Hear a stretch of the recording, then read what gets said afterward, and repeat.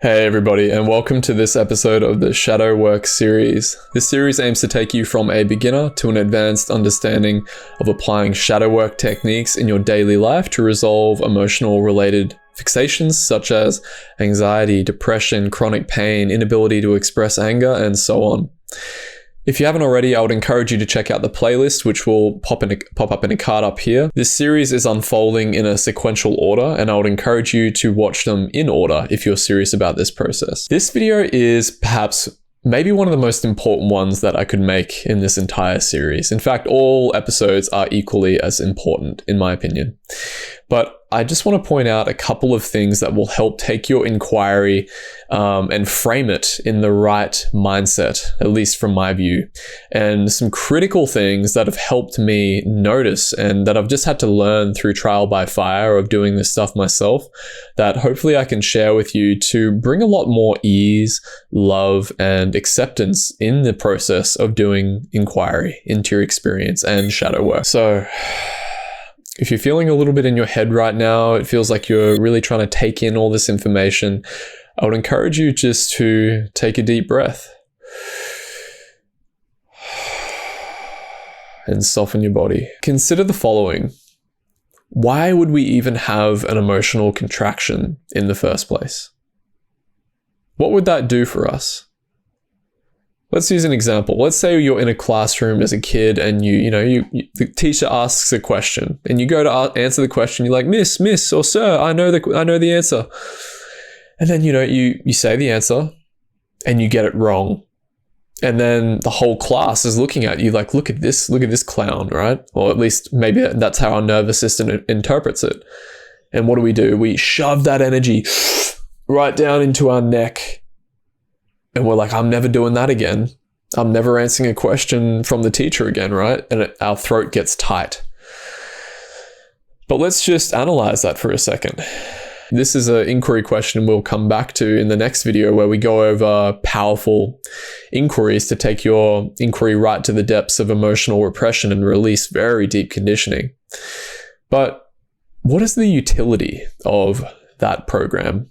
How could it be serving you?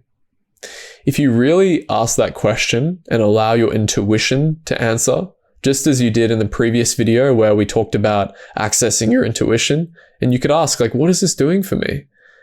And it might be something like, if I have a tightness in my throat that's holding me back from speaking, it's keeping me validated. I'm not going to be rejected by people, which keeps me safe. It keeps me from not being an outcast. And it's like, wow, that's what it's doing. That's its utility. If we can connect to that utility frequently when we're doing inquiry and just give it some loving kindness, some metta, like thank you, rather than sniffing around for patterns to extract them like a hound, it's more like we're laying on a deck chair and just soaking in the gratitude of that pattern being there in the first place. Now, truth be told, we'll probably still have a sense of mechanicalness at some point, but the more that we can inject loving kindness toward ourselves, the much more fruitful and beneficial this process will be for you. Now, another critical orientation. Why are we even doing shadow work in the first place? And you can even ask yourself this question right now. I would encourage you to pause the video and ponder it. What am I trying to get out of doing shadow work? Right? Isn't this just about being okay, feeling okay in our own skin? I'm not going to put words in your mouth. If you authentically answer that question, just allow yourself to be totally humbled by your own authenticity. There's been many times where I've asked that question and it's like, man, I'm just doing shadow work because I want to not feel so horrible in my experience so I can get validation from others, right? So these sorts of things can come up. And that's okay. I feel like that, there's stepping stones, but the more I think that we can connect to the sense that we might be, and whatever your motivation is, it's okay. But here's my opinion.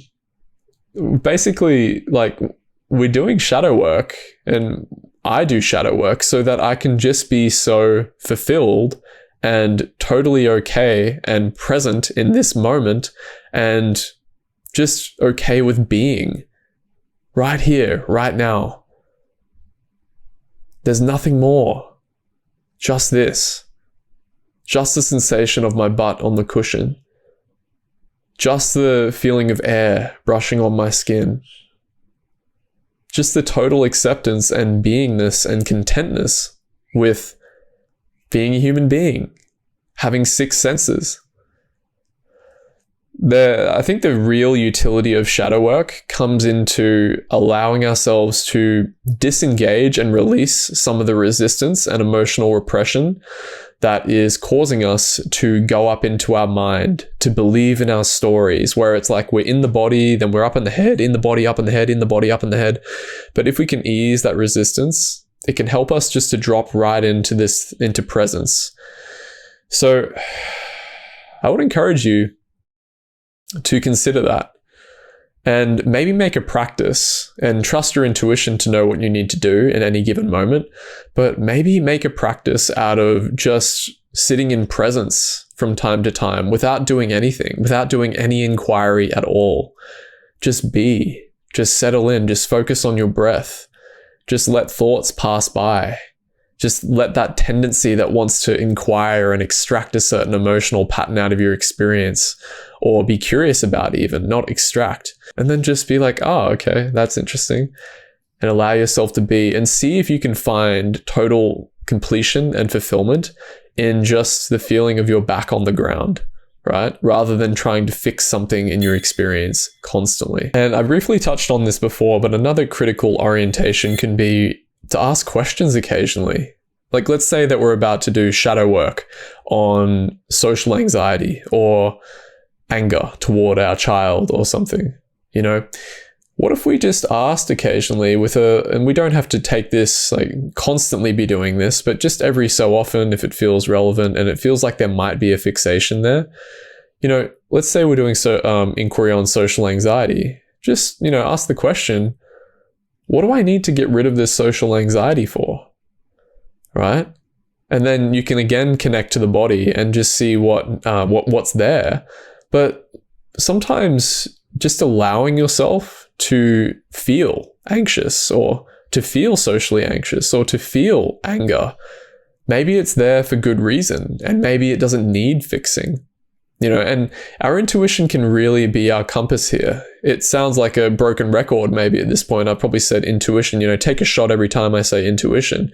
But I truly believe that when we allow our deepest truth to permeate our experience and let that be the compass, like maybe the social anxiety or the anger doesn't need fixing. Maybe the anger is there to express a healthy boundary. Maybe we don't need to inquire it away. Or maybe the social anxiety is there because we're genuinely empathically needing to guard from another person because they are carrying some repressed emotion that is making us feel uncomfortable. Or, you know, maybe we're just doing inquiry because we feel so fundamentally broken within ourselves because we're not bringing a heartfelt quality to this experience as much as we could. And maybe we need to have a little bit more heart rather than this mechanical approach that can sometimes emerge. I think the right way that we should approach shadow work is that we are already whole. We already are whole and complete. And what is it that is saying otherwise, essentially? What is in the way of us not being whole and complete within our own experience? And can you find and hold this paradox of feeling completely whole, but broken at the same time, and finding the love in the space between all of that? That's the invitation to you. Because really, there is wholeness to be found in even the most dysfunctional pattern. Because again, if we connect to the utility, it's serving a purpose. It's there to help us. So I know in the previous video, I said I was going to dive into some inquiry techniques to take this even deeper. But as I was shooting that video, I actually realized that I think it's very important to set the foundation with these sorts of frames before we dive into taking inquiry deeper. So I would invite you to consider those frames from time to time as we go into the next video, where we're going to engage deeper questions to take your inquiry and shadow work much, much deeper for root level emotional repression resolve and deficiency resolve. So I'll see you over in the next video. Make sure you like the video if you're finding it valuable, share it with your friends, and subscribe to the channel if you're finding it valuable. And I'll see you over there.